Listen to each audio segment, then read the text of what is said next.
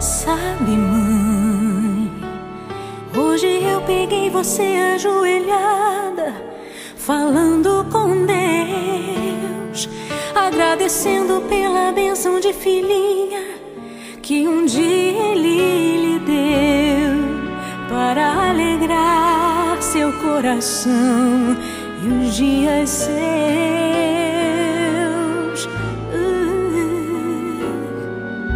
Sabe, mãe, ainda estava em sua barriga e já sentia amor. Até a música que mais gostava eram as batidas do meu coração, embalando o seu sono e as emoções. Mas sabe, mãe, é você a maior bênção que alguém já pôde ter.